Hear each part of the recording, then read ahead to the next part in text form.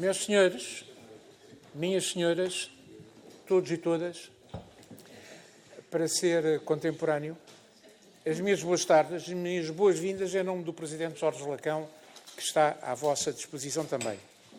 Vamos dar início a esta segunda parte dos nossos trabalhos que já começaram de manhã, com uma discussão longa sobre um documento em estilo moderno, portanto, em estilo monólogo e exposição, mas que correu muito bem, pelo que eu notei, pelas reações faciais dos presentes. Desta parte da tarde, eu fui incumbido de estar ao vosso serviço e ao serviço do relógio. Isso quer dizer que temos tempos marcados. Vamos dar início logo de seguida a um primeiro painel, que todos sabem que vai começar às 3 da tarde e que vai terminar o mais tardar às 3h30.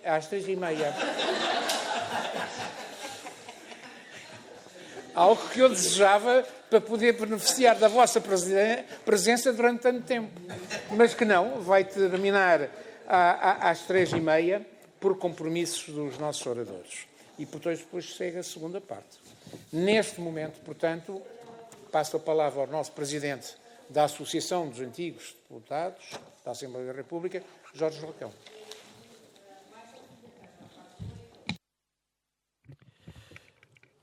Obrigado. Como viram, o nosso coordenador já ameaçou que será implacável e, portanto, eu próprio tentarei ser implacável comigo mesmo. Serei muito breve, em primeiro lugar, para agradecer penhoradamente a vossa presença. Sabemos que estamos numa época em que as iniciativas se sucedem, são múltiplas, certamente boa parte delas com grande interesse, e, portanto, é com muito regozijo que vimos que a plateia está muito razoável e, portanto, isso também nos estimula ao desenvolvimento das atividades que temos vindo a fazer, e nomeadamente esta conferência.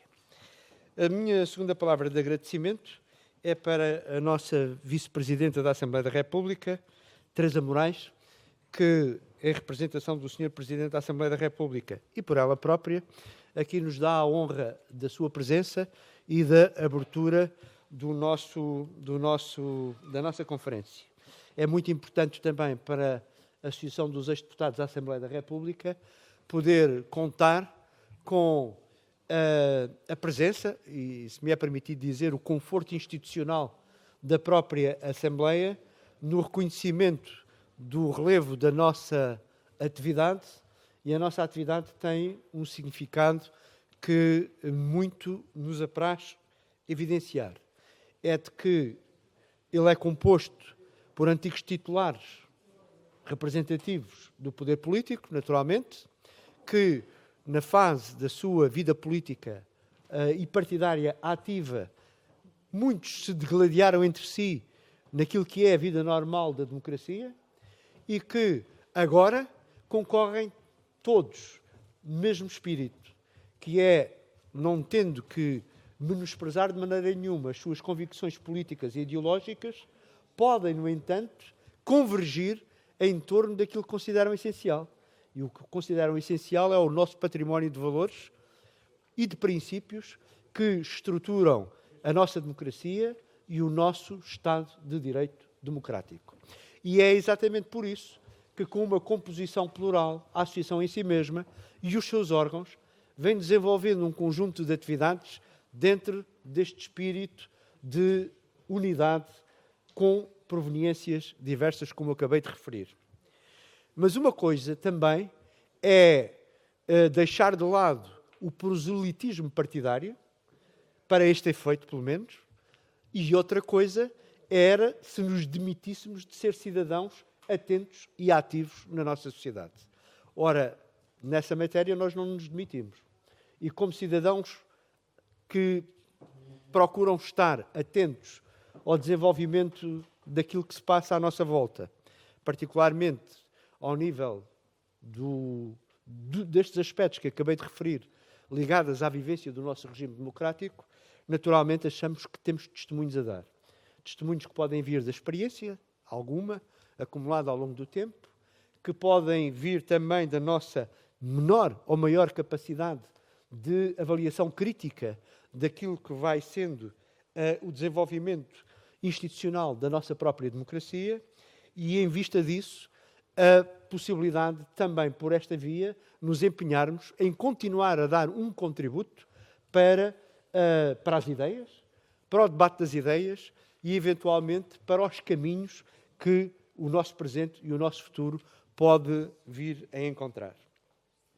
Nesse sentido, na sequência desta conferência, imediatamente na sequência dela, apresentaremos uma declaração da responsabilidade da direção da Associação dos Ex-Deputados, declaração que designamos como Declaração para a Qualidade da Democracia e, como já aqui referiu o nosso Vice-Presidente, foi objeto esta manhã de análise entre nós e entre um conjunto de associações que nos deram a honra da sua disponibilidade para ter com a Associação dos Ex-Deputados uma posição colaborativa. E essa posição colaborativa significa o seguinte: nenhuma associação perde a sua identidade própria, nenhuma associação se compromete com o que quer que seja em relação àquilo que eventualmente não corresponda à sua avaliação do que é relevante para si própria, mas o conjunto das associações, através de um protocolo celebrado com a AEDAR, o conjunto de associações e instituições, assumiu a disponibilidade para criarmos uma rede de colaboração mais sustentada, para assim poder valorizar proativamente o nosso próprio testemunho perante nós próprios e perante a sociedade. E por isso esse mesmo documento está agora aberto, depois de daqui a pouco poder ser apresentado, está aberto à avaliação crítica e à partilha pelas associações que connosco cooperam, mas também depois por todos aqueles que se manifestarem interessados em avaliar e em aprofundar os temas que aí são apresentados. Permitam-me dizer uma palavra mais sobre uma outra iniciativa. A partir de hoje, para além do seu site próprio, a Associação vai abrir um blog. Um blog como plataforma digital que permita também, através desse meio de participação possível, interessar os membros da própria Associação e os membros das outras associações com as quais estabelecemos os ditos protocolos para poderem dialogar abertamente entre si no quadro dessa plataforma digital. O que permitirá que, dialogando entre si e exprimindo as suas opiniões e os seus pontos de vista, que só a cada um pessoalmente, naturalmente, comprometerá, podermos também disponibilizar o acervo desse pensamento à sociedade em geral que se interessar pelo acesso a essa plataforma digital. E assim também queremos contribuir para que o resultado do nosso pensamento não funcione apenas em bolha, como agora se diz, mas possa também ficar o mais aberto possível e na disponibilidade da consulta dos cidadãos em geral. São estes os dados de partida que queria aqui testemunhar convosco e, mais uma vez, agradecer a vossa presença e, particularmente agora, aos nossos oradores desta conferência, que muito nos honram com a sua disponibilidade. Como sabem, a conferência tem como título geral o Portugal do antes e o Portugal do depois do 25 de Abril. Pedimos e aceitaram, desde a primeira hora, que tratassem estes temas e, assim, especificamente, o professor Fernando Rosas nos falará do Portugal do antes do 25 de Abril. A professora Irene Pimentel nos falará do Portugal do depois do 25 de Abril e este será o primeiro painel. E teremos um segundo painel em que a professora Marina Costa Lobo nos virá falar do que futuro para o Portugal do presente. Ele e o professor Eduardo Marçal Grilo, também já aqui presente entre nós, que também nos trará a sua reflexão sobre, digamos, estes momentos contemporâneos em que vamos vivendo. E assim sendo, muito obrigado mais uma vez aos nossos colaboradores e permitam-me agora, com a permissão também do nosso vice-presidente que coordena os trabalhos, que peçamos, é assim que se diz, que peçamos à nossa vice-presidente o favor de nos dirigir a palavra. Doutora Teresa Moraes, é consigo. Muito obrigado.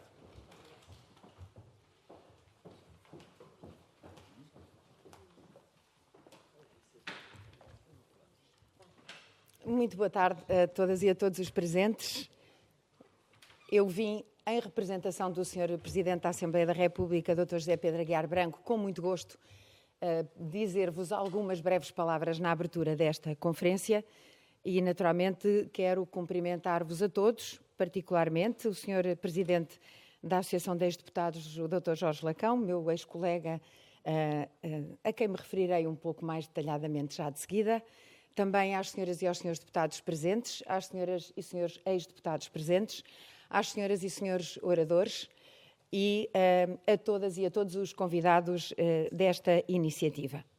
É, como disse, com muito gosto que aqui estou, não apenas para representar o Sr. Presidente da Assembleia, mas também pela relação cordial de trabalho, de simpatia e de amizade que tive durante anos com o Sr. Presidente da vossa associação. É para mim natural ver que a associação tem hoje em dia, e não estou a desmerecer naquela que tiver tido no passado e que eu porventura não conheça bem, mas tenha hoje em dia, nos últimos tempos, toda esta atividade. Quem tenha conhecido o Sr. Dr. Jorge Lacão enquanto deputado, meu colega na Comissão de Assuntos Constitucionais, Direitos, Liberdades e Garantias e também na União Interparlamentar, na delegação da Assembleia da República à União Interparlamentar, não poderia esperar outra coisa que não fosse um total empenho numa vocação que tem natural para dirigir, para coordenar, para impulsionar, neste caso, uma associação que é muito relevante, não apenas porque permite e incentiva, nos termos dos seus próprios objetivos expressos, a convivência entre ex-deputados, mas porque também tem entre os seus objetivos dignificar, continuar a contribuir para a dignificação e a valorização da instituição parlamentar. E esse é, não desmerecendo dos demais objetivos, um objetivo publicamente muito relevante. Na verdade, nós sabemos que os parlamentos, de um modo geral, não são instituições muito populares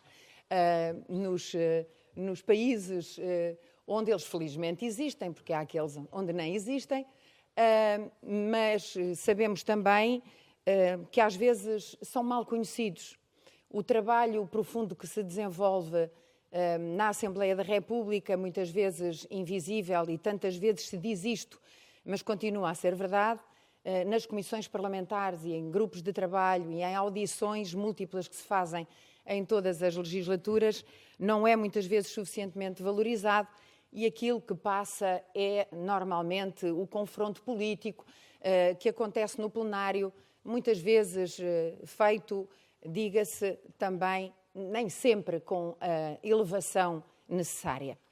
É um risco que se corre, mas é também um risco que se tem de ponderar naquilo que diz respeito ao impacto que essa imagem pública tem nas nossas cidadãs e cidadãos e na forma como depois avaliam a instituição e a qualidade do seu trabalho. Por isso, Sr. Presidente Jorge Lacão, quero dizer-lhe que tenho muita pena de não poder acompanhar os vossos trabalhos, porque o tema me interessa muitíssimo.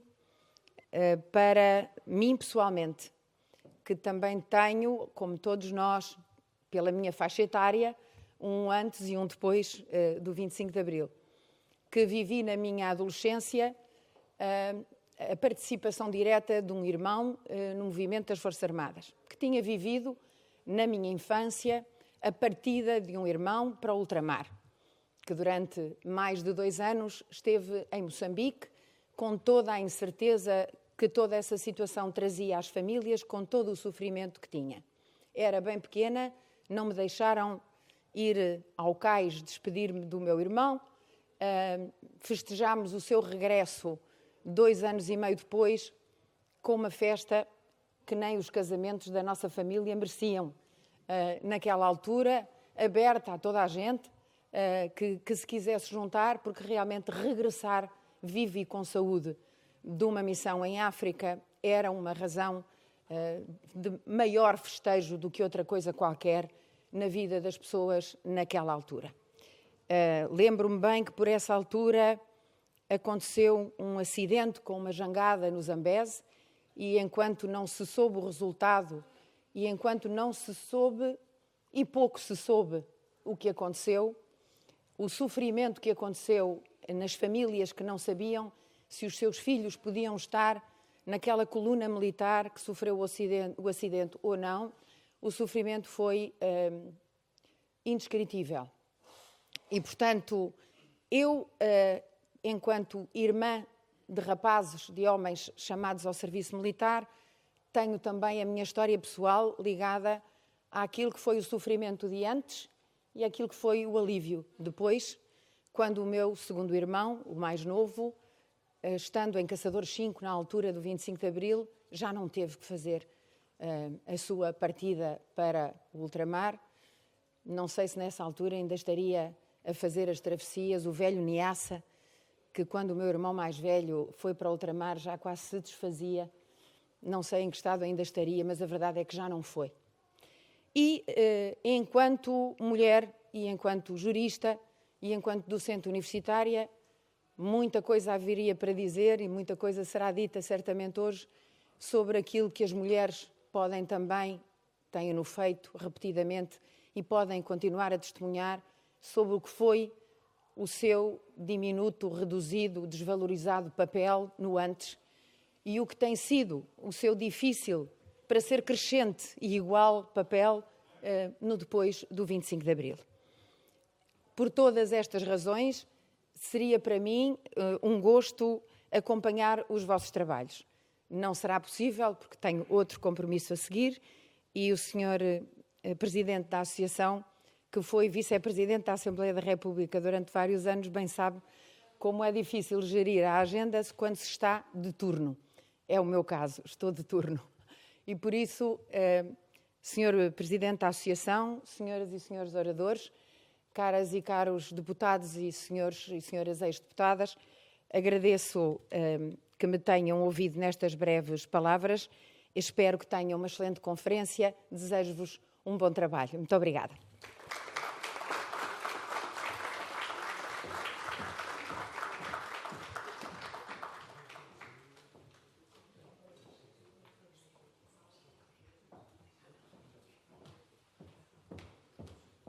Ilustres conferencistas presentes, eu não posso deixar de agradecer, embora sem ser ouvido, o depoimento pessoal que foi aqui trazido pela Sra. Vice-Presidente da Assembleia da República.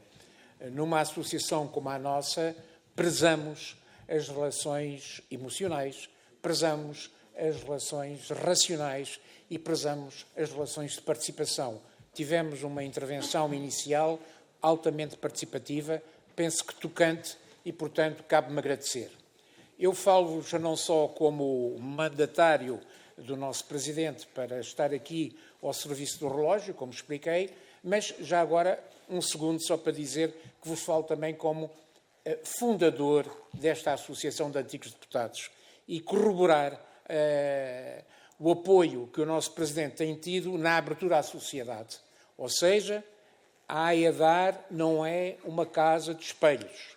Não é uma casa onde estejam só os ex-deputados a olhar-se um para os outros, com palmadinhas nas costas, a dizer cá estamos, somos ex-deputados, somos muito importantes. Nada disso. A Associação sempre procurou abrir-se à sociedade e às relações internacionais, designadamente europeias, mas o que é facto é que agora temos uma nova dinâmica, como aqui foi referido, houve uma manhã de trabalho, vai haver uma tarde de aprofundamento e ela segue-se em relação a outras.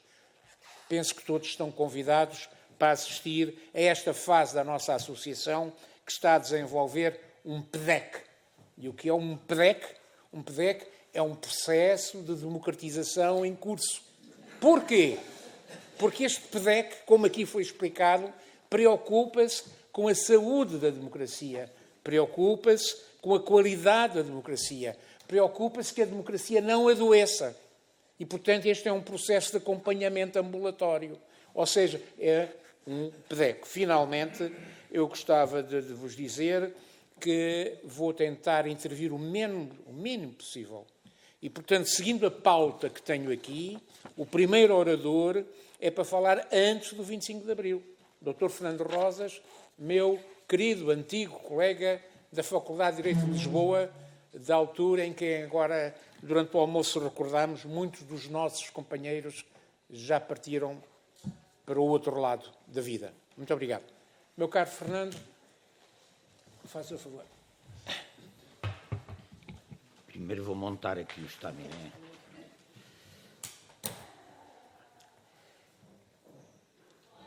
Então, muito boa tarde a todas e a todos. Cumprimentar a senhora Vice-Presidente da Assembleia, que já cá não está. Cumprimentar a direção da Associação dos Ex-Deputados na pessoa do Jorge Lacão e também do nosso Presidente de Mesa. Cumprimentar a Irene Pimentel, a Marina Costa Lobo, o professor Marçal Grilo, e dizer-lhes do prazer de estar aqui com todos. Vou começar por desiludir o nosso Presidente de Mesa, porque anunciou que às 3h30 isto estava a acabar, esta parte, e está exatamente a começar, não é? Portanto, ainda por cima, como amanhã se inaugura o Museu Nacional da Resistência e Liberdade no Forte Peniche, e eu faço parte da comissão instaladora, por volta das 4h vou ter que me ausentar, porque no bom estilo de fazer estas coisas entre nós, vamos estar até à última da hora de hoje a montar um museu para ele estar pronto às 11h da manhã para ser inaugurado pelo Sr. Presidente da República. E, portanto, peço desculpa, eu já tinha avisado a organização, a quem agradeço muito o convite e cumprimento por esta iniciativa. Há muita coisa que já foi dita, escrita, falada sobre o antes do 25 de Abril. Eu vou retomar um assunto sobre o qual já escrevi alguma coisa, sobre os fatores de durabilidade do regime. Ou seja, vou tentar, de uma forma muito sintética, enunciar aquilo que entendo serem os principais fatores que fazem esta coisa extraordinária, que é que o regime consegue durar praticamente meio século do século XX português. Entre o golpe militar de 28 de maio de 1926 e o outro movimento militar de sentido contrário, de 25 de abril de 1974. E vou enunciar rapidamente esses fatores, que depois ficarão abertos à discussão, naturalmente. O primeiro fator que entendo absolutamente central na consideração da durabilidade do regime é a violência. Não é só a violência de se tratar de um regime de partido único, assente na polícia política, com perseguição de todas as liberdades públicas fundamentais, direito de associação, direito de manifestação, direito de expressão, direito à greve, dissolução dos sindicatos livres, etc. Mas, indo mais ao fundo, a violência como uma gestão hábil da conjugação entre o que eu chamo a violência preventiva e a violência repressiva. A violência preventiva é aquela violência que traça no chão uma linha invisível, mas que toda a gente sabe que lá está, entre o limite até onde se pode ir. E trata de assegurar esse limite através de organismos de controle, a censura prévia, a pressão política dos organismos de enquadramento político e ideológico, ou seja, a criação de um ambiente de intimidação social e política que leva a que a maioria dos cidadãos sabe que há uma linha que não pode ultrapassar. E quando ultrapassa, ou seja, quando assina um abaixo-assinado, quando participa numa manifestação que está proibida, quando se associa numa organização clandestina, quando atua contra o regime para além dos limites traçados por essa linha, atua a outra forma de violência, que é a violência repressiva. a violência assente na intervenção da polícia política, coadjuvada pelas polícias que então existiam. A PSP e a GNR, que tiveram, aliás, sempre ao serviço da polícia política ao longo de todo o regime.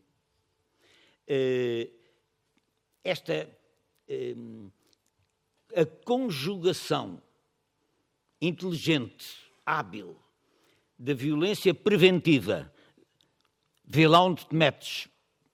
A minha política é o trabalho. Deixa a política para os outros. Ou seja, essa é a violência preventiva. Não te metas por aí que já sabes o que é que acontece. E depois a outra, ou seja, a minoria que ultrapassa essa linha da violência preventiva cai sob a alçada da violência repressiva. Ou seja, da ação da polícia política, e eu escuso de comentar mais a ação da polícia política, tanto mais que temos aqui a grande especialista entre nós da polícia política, porque é uma polícia que é um Estado dentro do Estado. Prende quando quer, durante o tempo que quer, uma instrução policial sempre baseada na tortura e na violência, e, portanto, costuma dizer-se, mas isso era uma minoria. Claro, não há nenhum caso de resistência em Portugal, em Espanha, na França ocupada, na Itália ocupada, que não seja ação de minorias. É a minoria que dá o passo sobre o qual recai a violência repressiva. E o regime dura conjugando habilmente a gestão da violência preventiva com a gestão da violência repressiva. É isso que faz durar o regime. Essa é a questão, é uma questão, a meu ver, fundamental. A segunda questão que eu considero e proponho é a do controle político das Forças Armadas. É claro que qualquer tentativa de derrubar o regime precisava de contar com as Forças Armadas. O movimento social, político por si só, não tinha capacidade de desenvolver, preparar e organizar uma luta armada contra o regime. Precisava de captar o apoio de parte da Força Armada. Ora, o Salazar consegue, a partir das reformas militares de 36, 37, aguentar duradouramente o controle político das Forças Armadas. A partir de 36, 37, quando o Salazar vai chamar o Santos Costa para subsecretário de Estado da Guerra, uma espécie de comissário político sobre as Forças Armadas, ele vai, por isso mesmo, controlar a Força Armada, aguentar a primeira crise histórica do regime no pós-guerra, abalado pela vitória das democracias. A oposição consegue fazer uma saída na miagada, 46, consegue uma conspiração chamada Abrilada de 47, mas o regime controla as Forças Armadas e a polícia política desfaz essas tentativas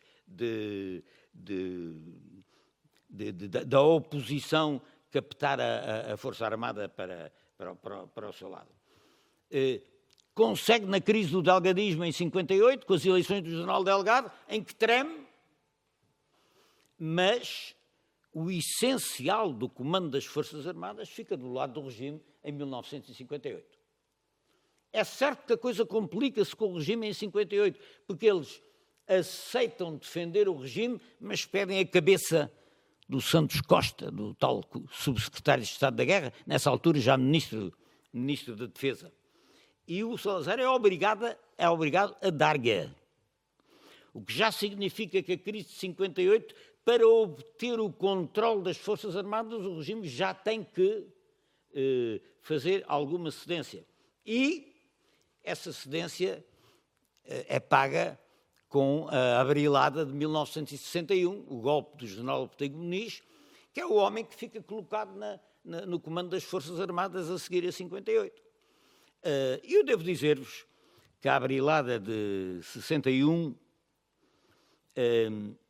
em que todos os comandos, Ministro da Defesa, Subsecretário de Estado da Guerra, Ministro do Exército, Subsecretário de Estado do Exército, queria dizer, da Marinha, etc., em que praticamente todos os comandos estão de acordo em fazer pressão sobre o Presidente da República para demitir o Salazar, é um golpe que não avança por cobardia política.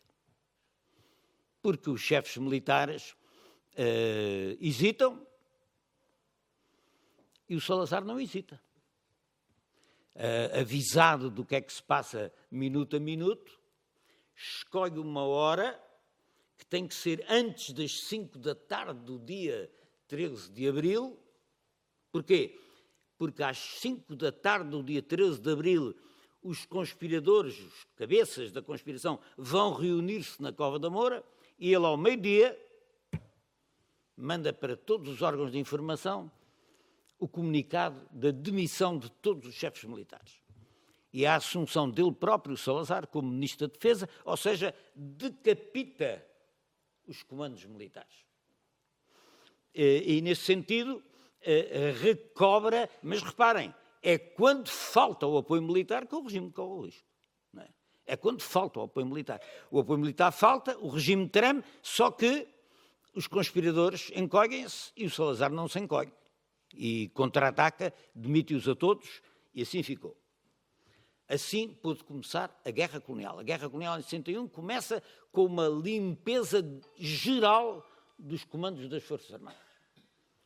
E vai prolongar-se com a concordância permanente dos comandos. Atenção, generais, brigadeiros, coronéis apoiam o regime e a Guerra Colonial praticamente até ao fim.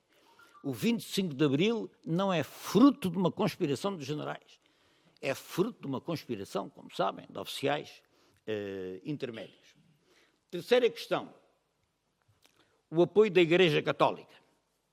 É muito importante o apoio da Igreja Católica, sobretudo no início do regime. Eu tenho chamado a esta situação, é claro que o Salazar não fez como o Franco, em Espanha, na Guerra Civil. O Salazar manteve a separação republicana entre o Estado e a Igreja. Mas, através da Concordata de 1940, concedeu amplos privilégios de ordem fiscal, de ordem educativa, de vária ordem à Igreja Católica, que tinha o monopólio do ensino da religião, o monopólio da assistência hospitalar, o monopólio da assistência religiosa militar, que outras confissões não tinham. Eu tenho chamado a esta situação uma situação de neorregalismo funcional. O que isto quer dizer é que é uma espécie de igreja oficiosa do Estado, mas que o apoia. Os anos 30 e os anos 40 são anos de apoio indiscutível da hierarquia católica ao Estado Novo.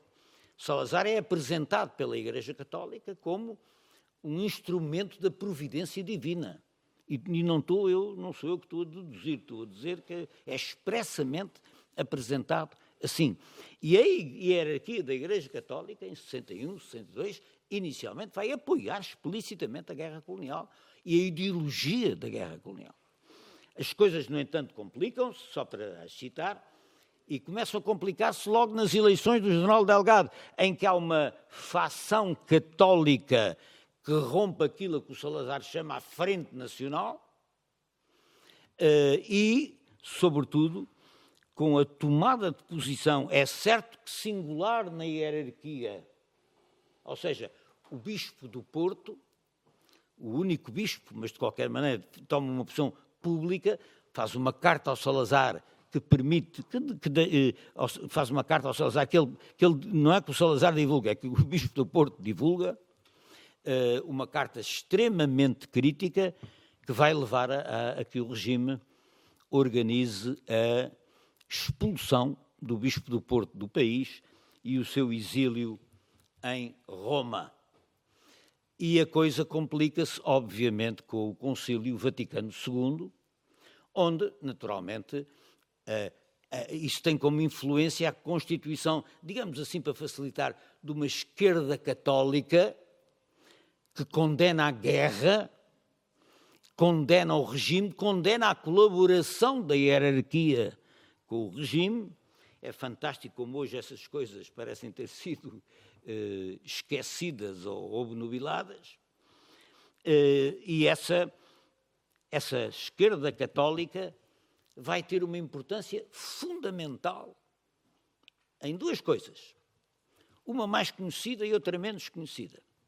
A mais conhecida é o desenvolvimento da luta contra a guerra colonial. O colocar a luta contra o colonialismo e a guerra no centro da luta política, exatamente como a extrema-esquerda o fazia, em termos muito semelhantes de condenação da guerra.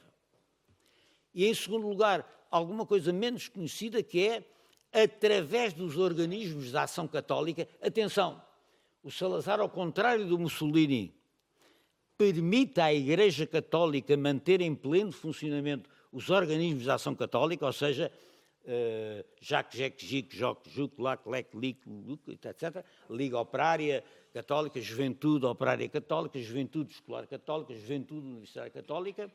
E atenção, a Liga Operária Católica e a Juventude Operária Católica vão ter um papel na luta sindical contra o regime que tem sido enormemente subestimado. Um papel na organização nas fábricas, nos sindicatos têxteis, onde a Igreja tem mais influência, etc. Um papel fundamental.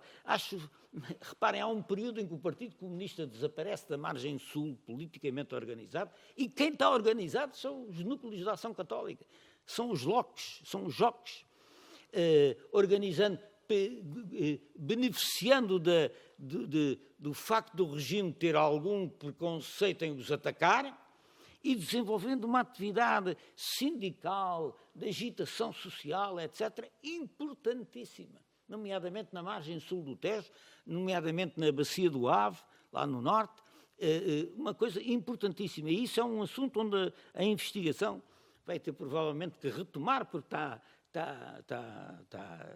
mal estudado.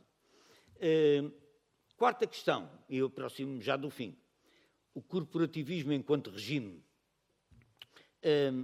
Eu acho que o corporativismo foi eficaz a manter na durabilidade do regime.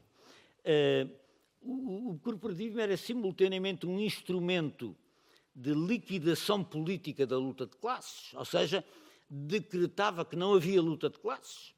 Entre o capital e o trabalho, o que havia era o entendimento à luz do superior interesse nacional, definido e interpretado pelo Estado Novo, naturalmente, e, portanto, era um instrumento de, como eles diziam, disciplina social. Não havia direito à greve, não havia sindicatos livres e, portanto, a relação corporativa era uma relação de hegemonia do capital sobre o trabalho em todos os aspectos. Mas o corporativismo era também um instrumento muito importante de regulação económica e da concorrência. E é provavelmente a esta componente que eu me refiro. Porquê? Porque o corporativismo organizava a composição de interesses entre os diversos setores da burguesia industrial, da burguesia agrária, da burguesia comercial e, portanto, regulava a concorrência de maneira a maximizar a produção e o lucro no contexto da estabilidade. Ou seja, nada de grandes concentrações, nada de grandes revoluções tecnológicas, etc. O corporativismo, através do condicionamento industrial, dizia quem podia entrar ou quem não podia entrar, quem podia sair e quem não podia sair, compunha os interesses simultaneamente numa economia onde os principais ramos da produção económica eram já controlados e dominados por os grandes grupos económicos muito próximos do regime, a Cubos, Champalimau, Espírito Santo, Banco Nacional Ultramarino, etc. E, portanto, o corporativismo é eficaz na manutenção daquilo que o regime chamava uma certa paz social imposta e que só se rompe realmente já com o marcelismo a partir das primeiras greves de 69 e depois de 70, 71, onde a coisa começa, por efeito, nomeadamente, da crise económica internacional, a deslaçar. Finalmente, quinta questão, o totalitarismo tendencial. Fala-se pouco também disto. O Estado Novo também queria um homem novo. O Estado Novo também sonhava fabricar, do ponto de vista político e ideológico, um homem novo. E eu acho até que o representou, na minha opinião. Ou seja, representou naqueles salvos cartazes de 1938 para as escolas, onde aparece uma coisa a dizer Deus, Pátria e Família, e onde aparece um homem a entrar em casa, vindo do trabalho, obviamente um camponês, com a enxada às costas, e quando entra naquela divisão, está a mulher a preparar o almoço ou a ceia, o filho não está a preparar nada, está fardado da mocidade portuguesa a ler e a levantar-se quando o pai chega, a menina pequenina está a reproduzir os gestos da mãe, é o seu lugar na sociedade, e na parede está um grande crucifixo, sendo que pela janela ao lado se vê ao longe flutuar a bandeira nacional no castelo de Guimarães. E, portanto, o caseiro fiel, o caseiro obediente, o homem respeitador da hierarquia, da ordem e do império. Esse é o homem, o homos salazarista, digamos assim, esse é o homem que se quer criar. E esses valores são explicitados no Estado Novo. No ano 10º do Estado Novo, quando se celebra o ano 10º, também nisto há a reprodução da cronologia italiana, não é? Do fascismo italiano, ano 1º, ano 2º, ano 10º, porquê? Porque é o ano 36, 26, 36, na cerimónia de Braga, a grande cerimónia de Braga, onde o Salazar enuncia os valores de Braga. Não discutimos Deus e a virtude, não discutimos a família e a sua essência, ou qualquer coisa no género, não discutimos o trabalho e o seu dever, não discutimos a autoridade e o seu prestígio. E, portanto, Deus, pátria, família, autoridade, trabalho. E não é só uma enunciação. Os aparelhos de inculcação ideológica criados pelo regime, de que hoje se fala muito pouco, são aparelhos uns de enunciação, como o Secretariado de Propaganda Nacional, que é um grande aparelho de enunciação destes valores, e depois há os aparelhos de inculcação a todos os níveis das sociabilidades existentes. A Irene estudou a organização das mães para a educação nacional, a mulher e a jovem, o seu papel na família, reduto da família forte contra a taberna e a política, não é? Tirar os homens da taberna e da política. A mocidade portuguesa masculina, a mocidade portuguesa feminina, que é uma coisa ligada à organização das mães para a educação nacional, o Sindicato Nacional, a Federação Nacional para a Alegria no Trabalho, o controle ideológico dos tempos livres, não deixar o trabalhador andar aí à solta, a pensar lá o quê, a organização dos tempos livres, do que é que se representa, teatro, cinema, etc. E, portanto, máquinas de inculcação ideológica, os aparelhos do Ministério da Educação Nacional, os aparelhos do Ministério das Corporações. E, finalmente, com isto termino, um sexto fator que eu não incluí no livro que escrevi na altura, mas que acho que hoje tem uma grande importância, que é o colonialismo e a guerra. Porquê? Para resumir, porque o colonialismo e a guerra, num primeiro momento, salvam o regime, em 1961. O Salazar decapita as Forças Armadas, cria um comando da sua confiança e mobiliza uma parte do espírito da população para a guerra. E, portanto, é uma guerra que funciona a favor da defesa de um regime que acaba de sair de uma crise quase mortal. Mas a incapacidade histórica da burguesia portuguesa, do regime português, encontrar uma solução política para a guerra, faz com que a guerra, ao longo de 13 anos, se transforme no nogórdio da situação política do regime do Marcelo Caetano, quando ele substitui o Salazar. Ou seja, ou o regime encontra uma solução política para a guerra, o que significa negociar com os movimentos de libertação, o que ele não queria, ou o agravamento da guerra vai dar cabo do regime e vai fazê-lo cair, que é, como nós sabemos, o que aconteceu. Ou seja, o cansaço social e político com a guerra, por uma dessas ironias em que a história é fértil, é interpretado e operacionalizado por quem? Pelos oficiais que conduzem a guerra no terreno. Os capitães e os majores. Aqueles que sabem que é mentira o Império Português domina Timor, que é mentira a situação do colonialismo, porque vivem ali a violência do colonialismo no terreno, que não se pode ganhar aquela guerra, que os miúdos que estão à ordem do capitão rebentem-lhes uma mina e ficam sem pernas, sem cabeça, regressam ou mutilados ou mortos, morrem lá 10.000 e ele sente-se responsável porque sabe que aquela guerra não pode ser vencida.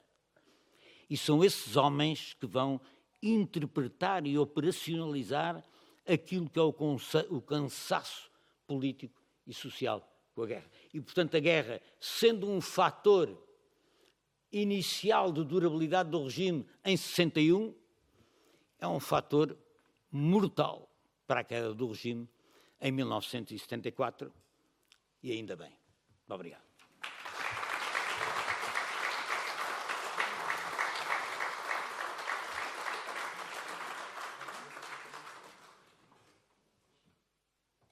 Ilustre orador, eu tinha aqui cronometrado para o alertar para a sua hora limite, vejo que a cumpriu, autolimitação, mas pergunto se a sua disciplina lhe permite aceitar alguma pergunta da audiência. Por favor, alguém quer se inscrever? Um quarto de hora de perguntas. Um quarto de hora de perguntas. Uma? Há mais alguma? Duas? Vamos ficar pelas duas. Por favor. Importa-se dizer o seu nome, que é para a gravação? Eu concordo quase integralmente com as conclusões apresentadas pelo Fernando Rosas, não é? Mas gostava de acrescentar uma coisa, e que é basicamente o seguinte: a seguir ao período de rebaldaria militar, da chamada ditadura militar, que dura os primeiros 5 anos, não é? Portanto, o Estado Novo faz inicialmente uma tentativa de proselitismo político, não é? De que o António Ferro é um dos expoentes, mas não se fica por aí, não é? Portanto, é curioso que é precisamente nesse período que se registram as grandes manifestações anticomunistas de Coimbra e de um congresso da União Nacional no Porto, não é? No antigo Palácio de Cristal, não é? Portanto, mas depois tudo isso se extingue e o esforço do regime vai no sentido do esvaziamento da componente política da vida social. E isso é, de facto, largamente acolhido, não é? Portanto, e provavelmente será talvez um dos fatores mais importantes de manutenção do regime, esse esvaziamento da componente política da vida social, não é? Portanto, que permite o arrastamento das coisas. Obrigado.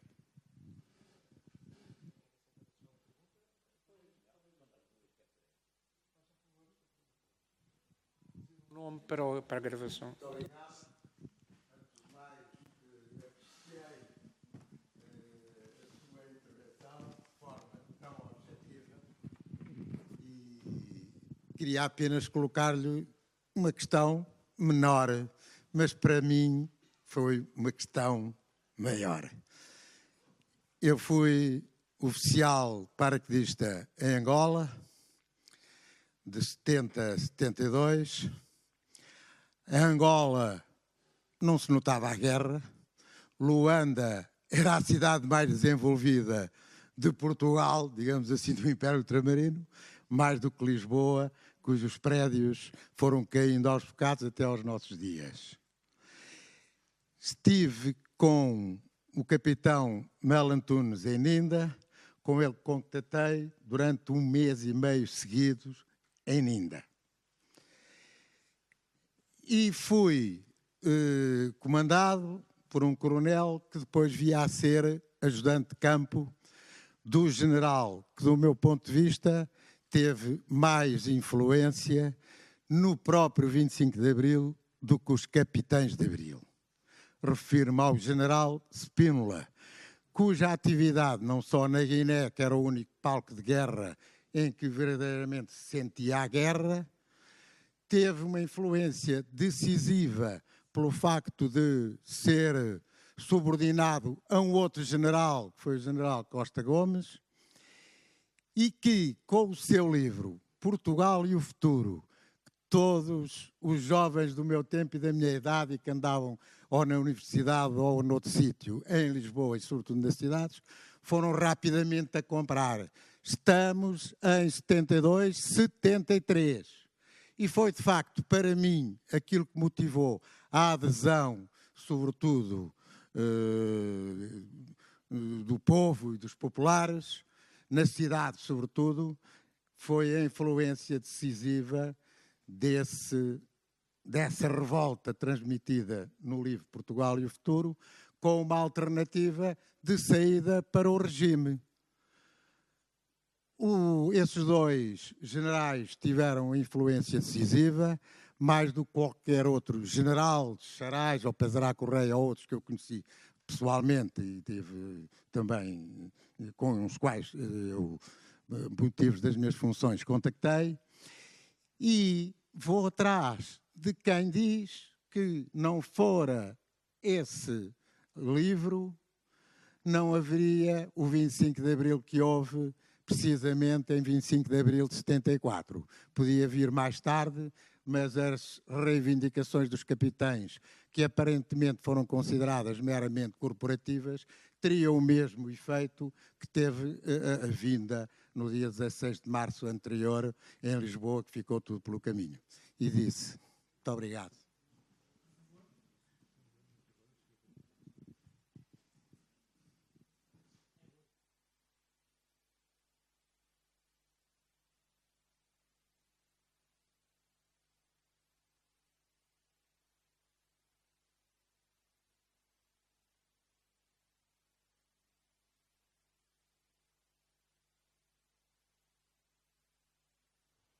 Mas o regime depois joga sobretudo com a desmobilização cívica.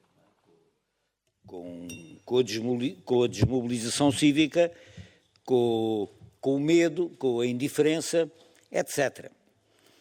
O que eu me pergunto é se, no fundo, isto intermeado por mobilizações pontuais à volta de determinados momentos particulares. Mas o que me pergunto é se isso não foi a história de todos os regimes fascistas na Europa, não é?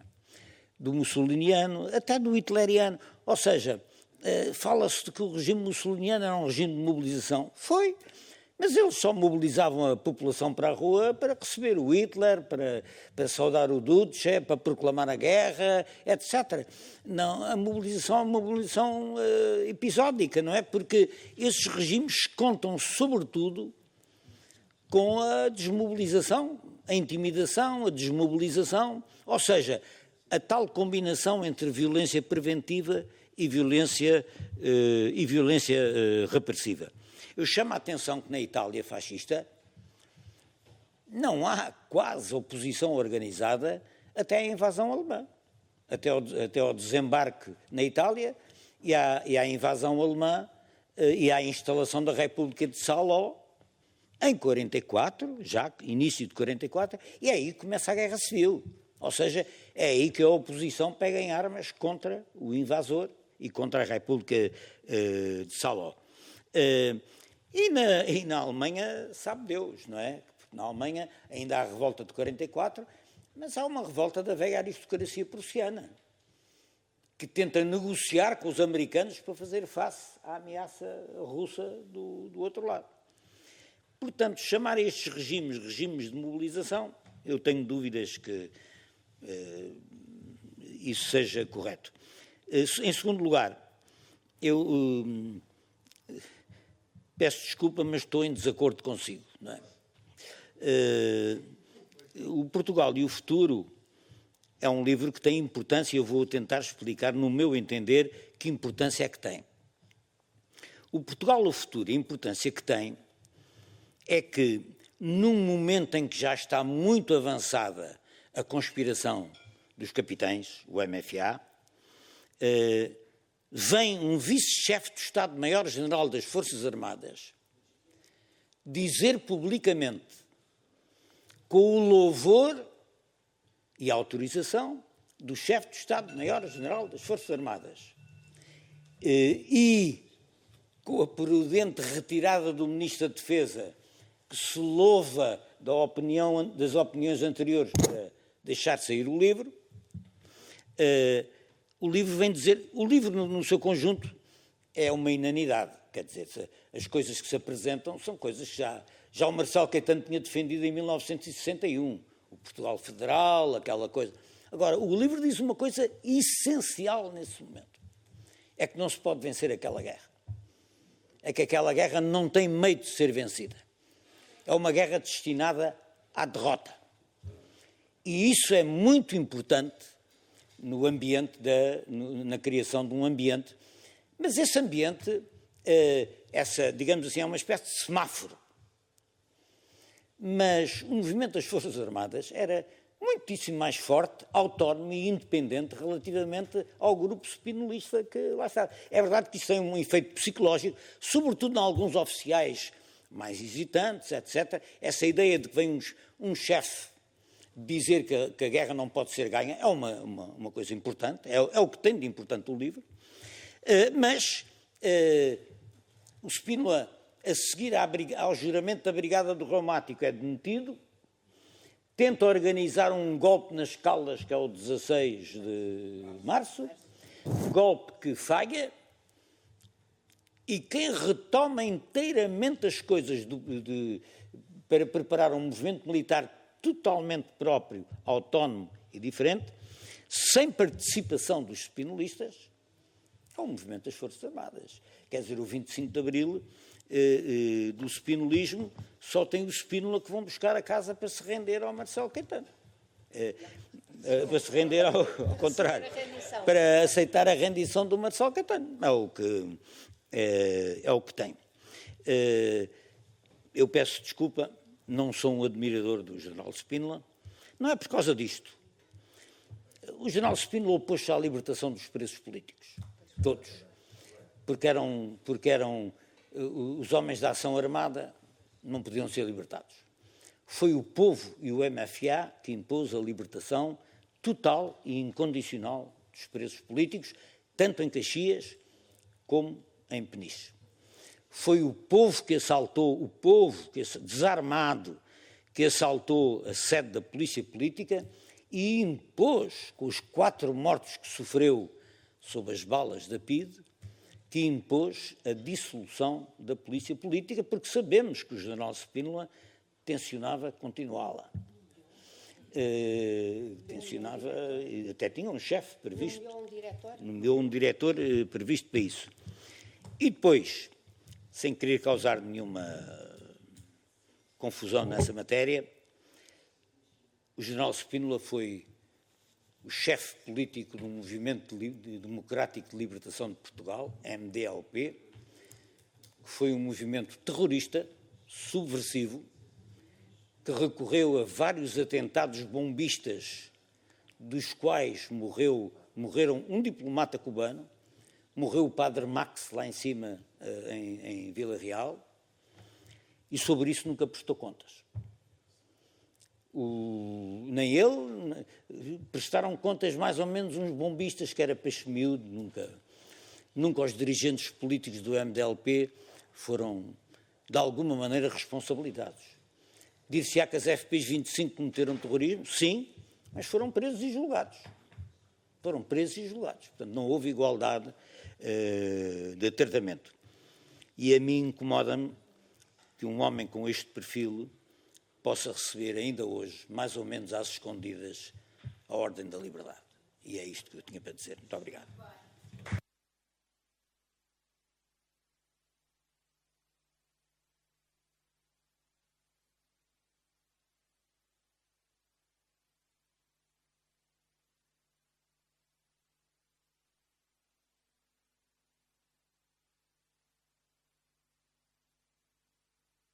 Muitíssimo obrigado por todos os esclarecimentos. Muitíssimo obrigado por os esclarecimentos. Desejo boa viagem e uma boa inauguração amanhã. Isso é que é importante. Uma boa inauguração amanhã. Doutora, tem o microfone, não sei se prefere falar dali. Eu prefiro falar daqui. E sentada? Não, eu posso falar em pé. Como entender? Em pé aqui. Ora, faça favor. Porque eu não sou muito alta e, portanto, acho aquilo muito alto. Vamos só dar ainda uma recordação ao Fernando Rosas, que é entregue pelo nosso Presidente. Já tinha estado com 8 nele. Nós temos editado uma serigrafia que está exposta ali fora, comemorativa dos 50 anos do 25 de Abril. Vou marcar aqui. Está bem. Essa é uma edição Que eu tinha feito. que acabou de sair do forno, soi-disant, e que nos custa algum dinheiro na sua edição. É uma edição limitada. Se alguém tiver um dinheirinho no bolso que não lhe faça diferença, ficaríamos muito honrados se pudessem querer ficar para a história com uma serigrafia que também tem uma singularidade. Tem uma estética de utilização do cravo com as pétalas utilizadas nos 50 anos do 25 de Abril. Não é esta, é a outra que está ali fora. É a outra que está ali fora. E tem no caule do cravo uma fotografia do Salgueiro Maia, que é precisamente a fotografia icónica do Salgueiro Maia, aquela em que ele morde o lábio, no momento do confronto, lá embaixo do Terreiro do Paço. Assenta depois num chão com os recortes dos jornais da época. Garanto-vos que é, digamos, uma peça que talvez possa ficar para a história com a singularidade que ela tem. Para além disso, a própria associação tem uma outra serigrafia, que é esta que eu agora vos estou a mostrar, que é estilizada relativamente ao edifício do Parlamento, aqui ao Palácio de São Bento, com a extração de frases da nossa Constituição. E é esta que agora tenho o gosto de oferecer ao Fernando Rosas. Muito bonito. Muito obrigado.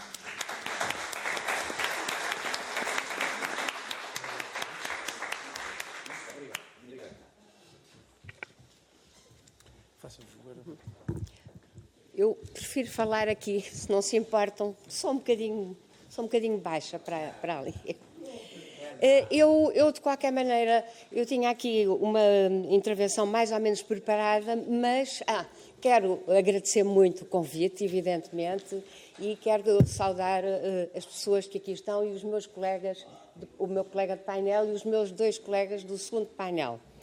Mas queria, sobretudo, pensei assim, perante ex-deputados não me vou pôr a falar do Estado Social, da saúde, da educação, de tudo o que foi conquistado, então, relativamente às mulheres, que eu acho que foi uma verdadeira revolução. E, por isso, devido até a estas últimas perguntas e esta última, eu vou mudar um bocadinho. E, portanto, vou falar um pouco sobre a questão, o que é que aconteceu em 25 de Abril, ao fim e ao cabo. Não tanto porque é que aconteceu, porque isso também se poderá falar depois, as causas, digamos, e já foi, de certa forma, também falar na primeira intervenção, mas vou falar também sobre a PIDE, porque eu acho que muitas pessoas não sabem muito bem o que é que se passou relativamente à PIDE. Eu, cada vez que vou a várias conferências, perguntam-me sempre mas porquê é que a PIDE não atuou, não vigiou os militares e depois também não atuou mesmo na altura do 25 de Abril. E, portanto, tinha aqui uma série de coisas que tinha a ver com o Spínola e justamente a forma como o Spínola, de certa forma, agarrou no protagonismo recebido quando Marcelo Caetano quer se render a Spínola para que o poder não caia na rua, que foi a frase que ele disse, e o posto de comando é que autorizou que Spínola fosse receber a rendição. Eu também estou bastante de acordo que o Portugal e o futuro têm uma certa importância, não vou agora discutir muito, mas é preciso ver que quase que foi um impedimento do programa do MFA. E porquê é que isto aconteceu? Eu vou só falar muito brevemente sobre isso. O MFA, a partir de setembro de 73, estava a reunir. Aliás, há 2 filmes muito interessantes que passaram nas últimas noites na RTP, que eu aconselho todos a ver, do António Pedro Vasconcelos, a sua última obra, e que se chama A Conspiração, e é precisamente sobre as várias reuniões. E esses aspectos todos de a luta corporativa, queriam derrubar o regime, queriam acabar com a guerra colonial, até está muito bem visto através dos próprios documentos. O que é que eles discutiram nessas reuniões, os abaixo-assinados que fizeram por razões corporativas e depois a evolução do movimento muito rapidamente até ao 25 de Abril. Portanto, durou menos de um ano a primeira reunião e o 25 de Abril. E há um fator que eu acho que normalmente não se fala muito, que é o programa, precisamente. Eu acho que o grande sucesso do 25 de Abril é também ter tido um programa. E um programa que congregou à sua volta uma quantidade de soldados, capitães e majores, muito importante, profissionais das camadas intermédias da hierarquia militar, e que, quanto a mim, quanto a alguns historiadores, embora eu não seja só dessa opinião, fez do golpe de Estado rapidamente um processo revolucionário ou uma revolução, para dizermos as coisas mais propriamente. Eu aí acho que a PIDE e a forma como a PIDE foi extinta também tem um certo fator. E os 4 mortos. E é isso um pouco que eu gostaria de dizer. Portanto, a Marinha teve muita influência, apesar de ter dito desde o primeiro lugar, os elementos da Marinha no movimento que primeiro era dos capitães, depois dos oficiais das Forças Armadas e depois do MFA.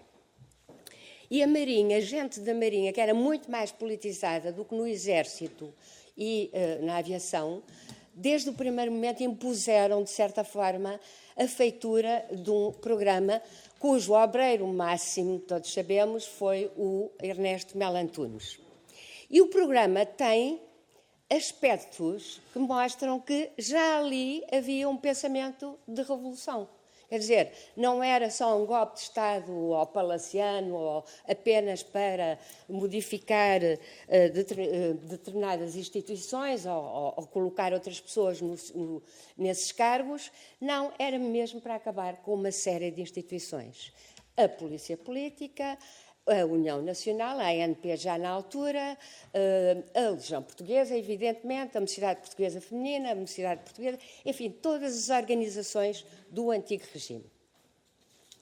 E o que é que acontece? É que Spínola é abordado desde o primeiro momento pelas forças do MFA, que vão dar depois coisa ao MFA, assim como os alferes milicianos, porque, curiosamente, quando a luta ainda era corporativa, era uma luta um pouco de profissionais contra milicianos. Não vou agora especificar a lei, aquelas leis de 1973. E quando eles estão a formar o programa, já, a redigi-lo e a discuti-lo e a aprovar determinadas questões, sai o Portugal e o Futuro. E o movimento pensa até 2 vezes, então o que é que a gente vai fazer? Vamos terminar com o programa? Vamos continuar com a luta legal de abaixo-assinados ou uma ou outra luta que eles também tinham, que era muito, muito importante, que era no sentido de se demitirem, assim, em coletivo. E foi porque decidiram o contrário que o programa não só vai até ao fim, como é aplicado, o que é muito, muito importante. Essa história do... eu peço um bocado de desculpa, mas ontem estive a gritar muito e a cantar muitas vezes a grândola e praticamente não tenho voz.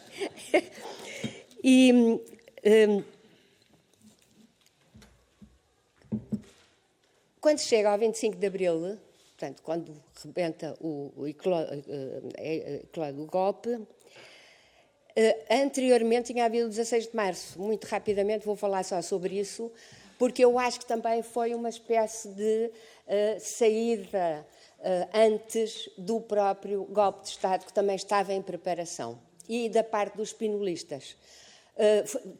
Funcionou muito mal, fracassou logo no primeiro momento, até por uma razão, a mesma razão pela qual o 25 de Abril tem o seu sucesso, que é, antigamente, cada vez que havia uma tentativa de golpe de Estado, desde o reviralhismo da ditadura militar, a abrilada e amealhada de 46-47, a tentativa da Sé, a tentativa de Beja, era sempre, primeiro, civis com militares. E, por isso, a PIDE rapidamente chegava e infiltrava, porque a PIDE dedicava-se aos civis, não aos militares. E, em segundo lugar, tinham a tendência para um regimento saía, pensando que os outros iriam atrás. Isso nunca aconteceu e as derrotas foram sempre sistemáticas. Lá está outro grande fator da vitória do 25 de Abril. Porque não só é completamente profissional, é completamente militar, não há nenhuma participação civil, o que é muito importante, depois já direi então como é que se pode falar de revolução. Não há nenhuma participação civil. E, por outro lado, o plano, a operação está muito bem engendrada. Isto agora não vou falar do ponto de vista militar, mas não era um regimento a sair e os outros irem atrás, era todos a saírem ao mesmo tempo, em vários locais e no país inteiro. E, portanto, o que é muito engraçado é que o mesmo comandante operacional e que é responsável pela operação do 25 de Abril, o Hotel Saraiva de Carvalho, é o único militar do MFA que esteve também no golpe spinolista de 16 de março. E, curiosamente, teve a sorte de escapar. Portanto, ele assistiu também às reuniões com os outros oficiais spinolistas, a PIDE já estava a vigiar e ele conseguiu escapar. E o 16 de março serve, todos eles dizem, tudo o que eu estou a dizer, baseio-me nos testemunhos, não é, dos protagonistas. Eles todos dizem que o 16 de março foi fundamental para perceberem o que é que poderia falhar e para prepararem outro golpe. E como diz o Medeiros Ferreira, que tem um ensaio que eu aconselho todos a ler, que é pioneiro sobre o 25 de Abril, é de 1984, mas foi reeditado agora no ano passado, ele mostra como é que eu ia dizer, justamente como é que os militares tiveram um grande sucesso, porque, ao contrário do que seria, se calhar, mais avisado depois da derrota de 16 de março, teria sido um pouco adiar um futuro golpe. E eles não fizeram isso, fizeram exatamente o contrário. Avançaram e rapidamente, antes do 1º de maio. E aqui entra a questão da PIDE. O que é que aconteceu à PIDE antes e durante o 25 de Abril? Bom, eu não vou agora caracterizar completamente a PIDE, mas, como sabem, a PIDE estava dedicada aos civis. E estava, sobretudo, dedicada naquelas duas questões. Preventivamente dava aquele aspecto que era omnipresente, omnisciente, para inculcar um medo no grosso da população, do não te metas em política. E depois reprimia diretamente aquela minoria que estava organizada politicamente. Não por acaso, quando as pessoas eram presas, a primeira pergunta praticamente era: estás organizada em algum partido? Ou já estiveste presa anteriormente? Qualquer coisa assim.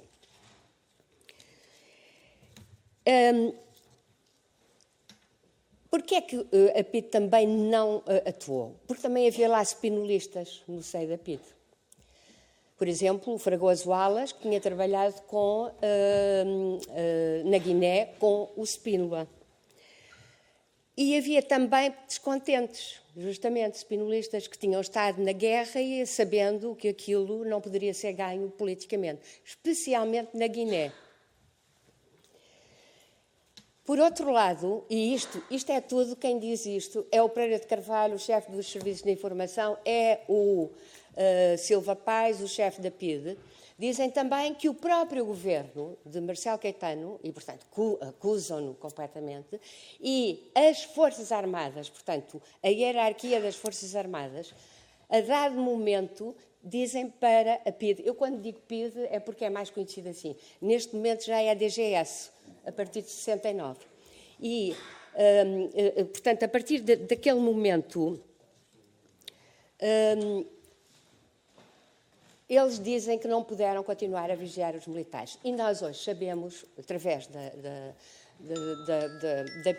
já passou? Não. O que pediu, sim. Só Está o bem. que pediu. O que lhe foi concedido, não. Está bem. Que ele... Eu estava... São 16h20 e estava a falar do... São 16h20 minutos. Não. Agora, de repente, partiu. Sim. As várias tendências da PIDE. E há uma coisa, o Spínola, no próprio dia 26 de abril, nomeia o Rogério Coelho Dias, que era um inspetor superior da PIDE-DGS. Portanto, e mesmo na discussão toda anterior a isto tudo, mas eu ainda vou continuar com a PIDE, porque é que ela depois também não atua.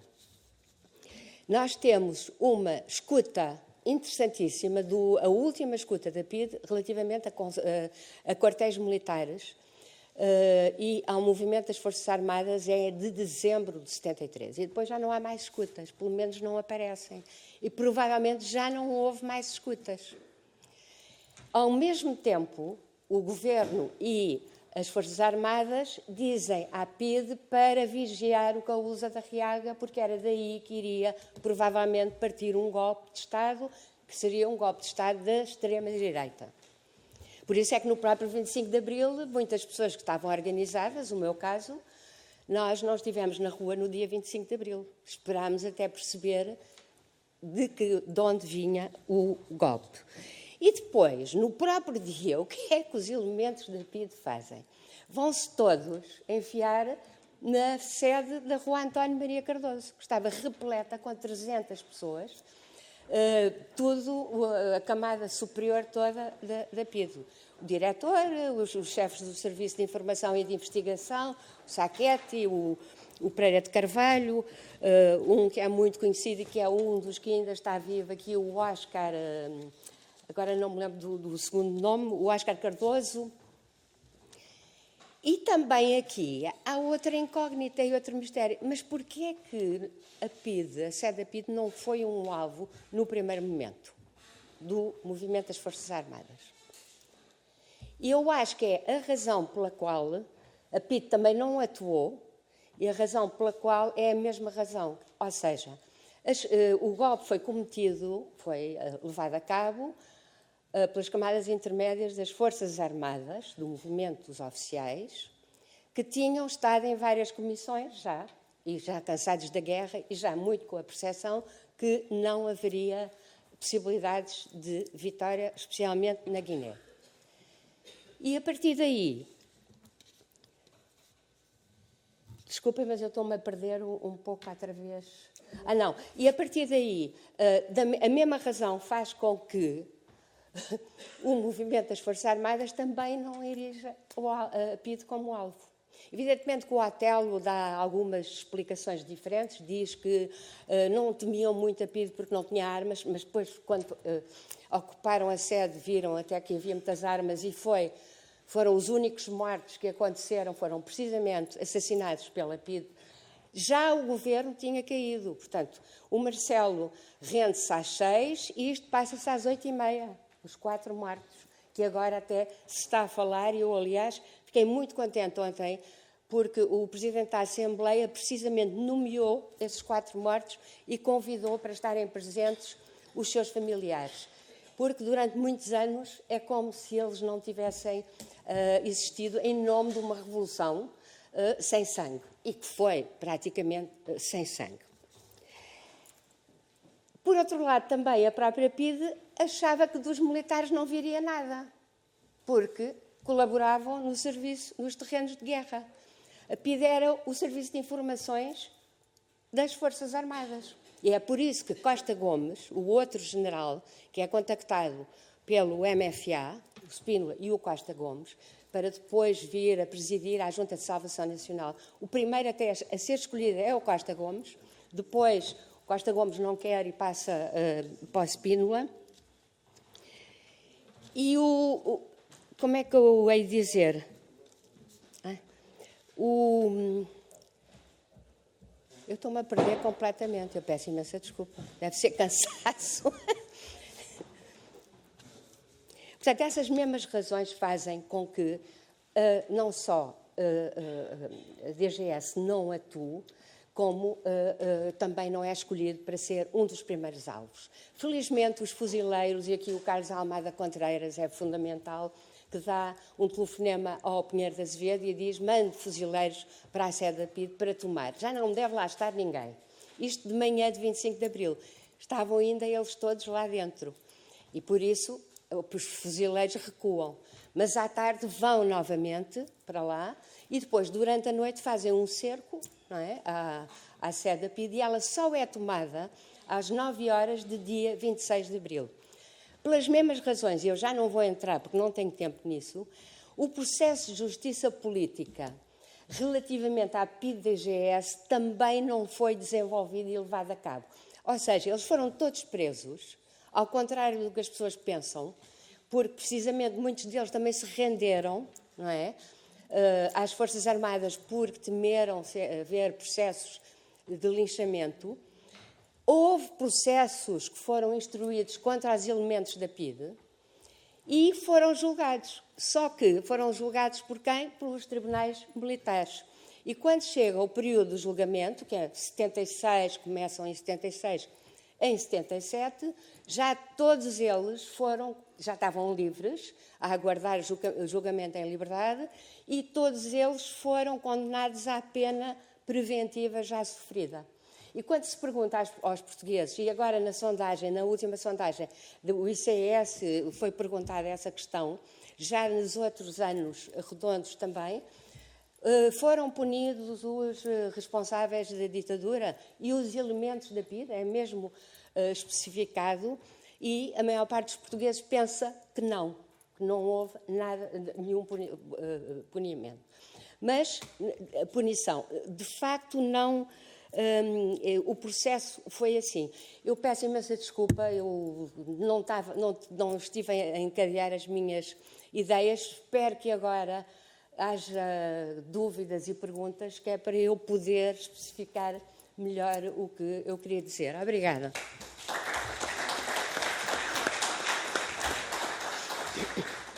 Ora bem, vamos recolher algumas perguntas, poucas, devido ao cansaço da nossa oradora. Não, mas eu para as perguntas...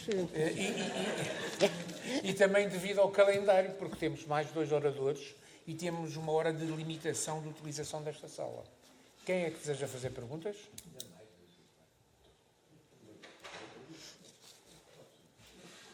Temos... Pergunta simples. São 4 perguntas. Quer aceitar as 4 todas de seguida?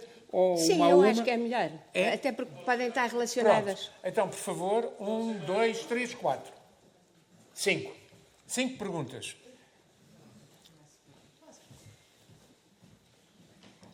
Muito obrigado. Bom, boa tarde. Eu queria saudar, em primeiro lugar, a Associação dos Antigos Deputados, e na pessoa do Jorge Lacão e de todos os seus órgãos diretivos, e felicitá-los pela iniciativa. A minha pergunta é muito direta e ela relaciona-se com a primeira intervenção e com a segunda intervenção. Digamos, com os fatores que fazem com que perdure o regime e os fatores que fazem com que o regime entre em processo de falência. Há uma variável que não foi considerada, eu gostava de ouvir a Sra. Professora sobre essa variável, que tem a ver com o quadro geopolítico da Guerra Fria. Ou seja, se é certo que há um percurso da Guerra Fria que faz com que os Estados Unidos considerem que a posição portuguesa seja uma posição portuguesa, que seja uma posição geoestrategicamente e geopoliticamente importante, e por isso somos mesmo membros fundadores da NATO. O que é certo é que, a partir finais da década de 60 e princípios da década de 70, há uma alteração estrutural na abordagem norte-americana da guerra, e nomeadamente a Guerra Fria, a partir do momento em que, sobretudo, passam a adotar a chamada estratégia indireta, e aí Angola ganha, nomeadamente Angola, para não estar a falar de outros, que é de facto o país que contava no quadro da geopolítica internacional, ganha um papel, um peso decisivo nas opções.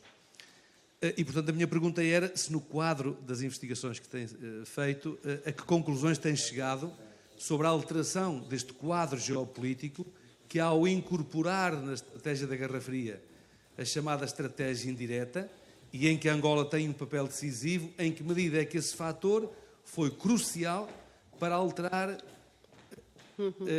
o próprio posicionamento das forças internas, porque elas não deixaram de ser naturalmente influenciadas, nomeadamente por serviços de informações de outros países, quer no sentido de cair para um lado, quer no sentido de cair para o outro. Muito obrigado. Talvez seja melhor pedir já as outras. Está bem. Vai pedir as outras. Senão cada um faz uma intervenção. Está bem, está bem. Cardoso Martins, por favor. Obrigado, professora. Há quem diga que realmente a PIDE não agiu porque o governo, o regime, estava preso por fios. O Marcelo Caetano tinha ido ter com o Presidente da República, Américo Tomás, e tinha pedido e apresentado a admissão. Até porque o general de Spínola até tinha uma proposta já no livro dele que era igual ou quase igual à dele uns anos atrás, como o professor Rosa há bocado referiu. Primeiro. Segunda questão. Os documentos da PIDE, segundo a comunicação social em geral e até os especialistas em particular, dizem que foi retirado o conjunto de processos de todos os indivíduos da PIDE e dos informadores foram retirados para parte incerta, indicando a alguns que esses documentos foram parar a Moscovo. Isto tem algum fundamento ou não? Para a sua professora. Muito obrigado. Temos ali a terceira. Helena Roseta, por favor.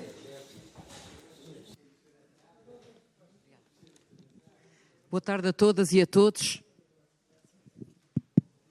Queria cumprimentá-los, cumprimentar também, na pessoa de Jorge Lacão, toda a Associação dos Antigos Deputados, mas eu não estou aqui a fazer uma pergunta, Irene.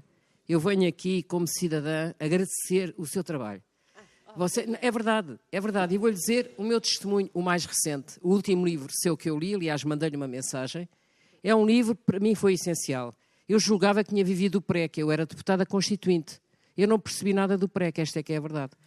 E, portanto, agora foi preciso ler o livro da Irene, porque eu, como cidadã, ainda por cima mulher, civil, política, altamente política, metida nas manifestações todas, no cerco, naquilo tudo, eu não tinha acesso à informação do lado militar.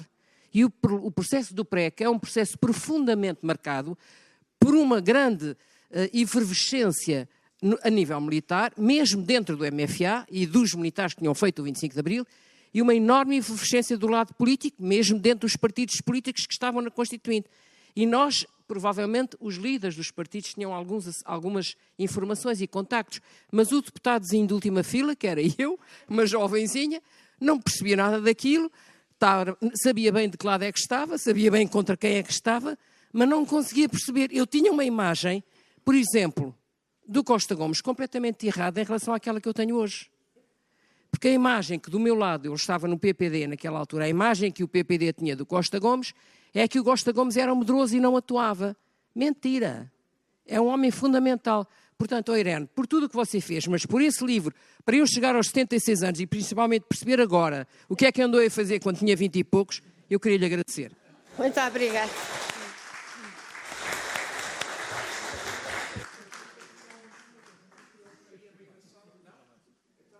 Havia mais alguém?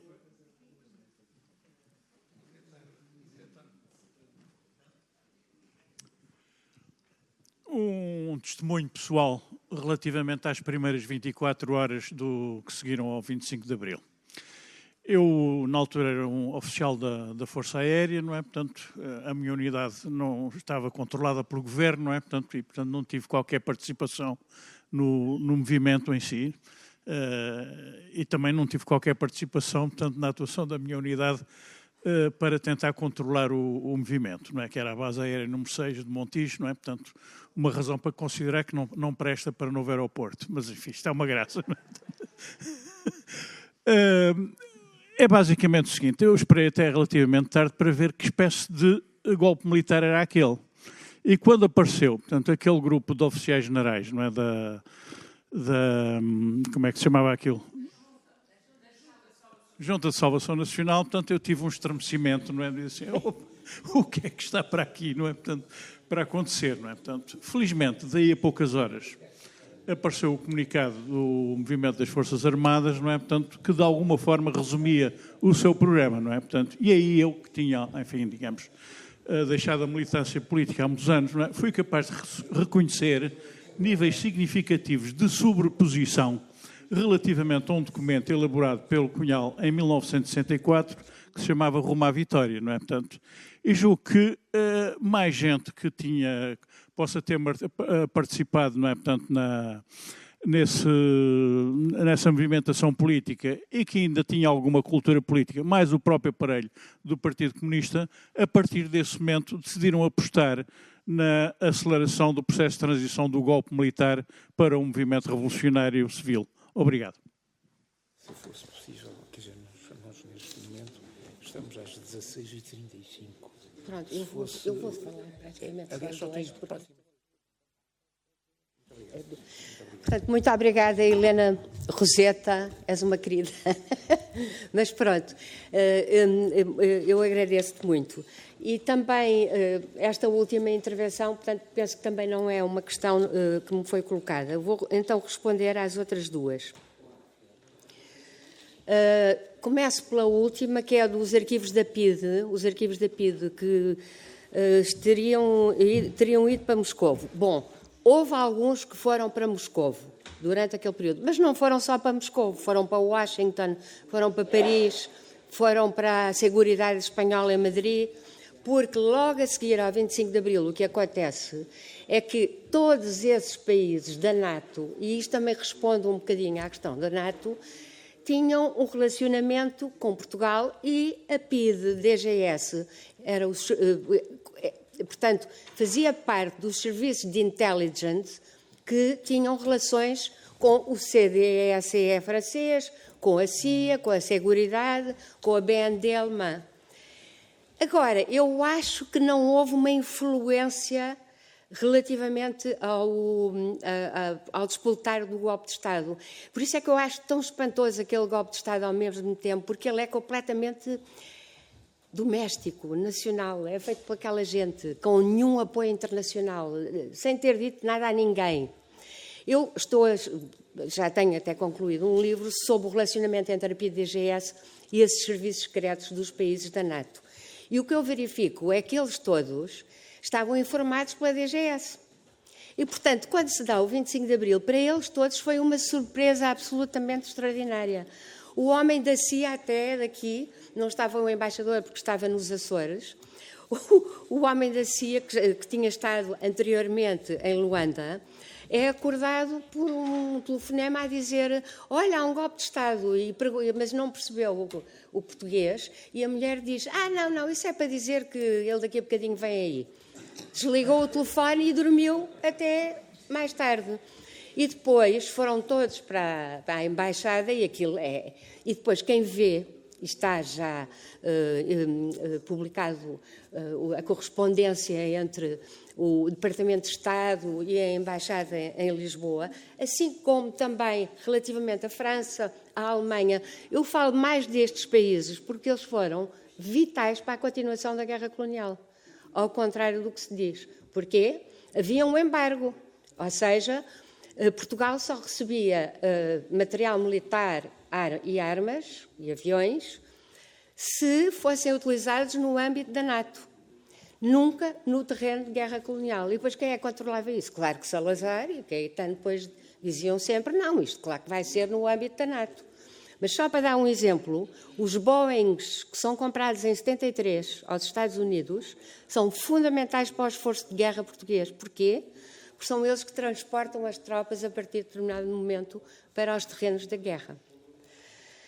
E quando se dá o 25 de Abril é uma surpresa. Eu acho que é uma surpresa, assim como é surpresa para muitas pessoas. Olha, para mim foi uma surpresa, para a organização onde eu estava envolvida.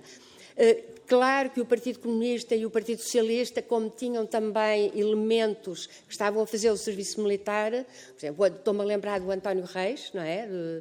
que aliás há um depoimento muito interessante que está online agora, que é um documentário francês, em que ele é entrevistado à espera do Mário Soares na estação de Santa Apolónia, e é brilhante a intervenção dele, para já é em francês. Eu acho que o jornalista estava assim, mas o que é isto? Sabem todos francês? Porque o António Reis sabia muito bem francês. Depois entrevistaram um jovem soldado, e ele também sabia francês. E, portanto, isto era qualquer coisa de extraordinário. E mais, o mesmo jornalista tinha entrevistado António Reis poucos dias antes do 25 de Abril. E o António Reis tinha dado a entender que alguma coisa, mas não disse o quê, iria acontecer. Portanto, eu acho que o efeito internacional e os estudos que já há bastantes estudos sobre os efeitos e os fatores, as causas internacionais, não penso que sejam muito importantes aí. São importantes, provavelmente, já na altura do PREC, ou do processo revolucionário. Por exemplo, o Mário Neves, que era embaixador em Moscovo, encontra-se com o embaixador norte-americano, depois portanto, de ter vindo a Lisboa e ter estado com o Álvaro Cunhal, e diz, por exemplo, que o Álvaro Cunhal percebe que Portugal não pode sair da NATO. Ou seja, que ele não ia insistir sobre isso.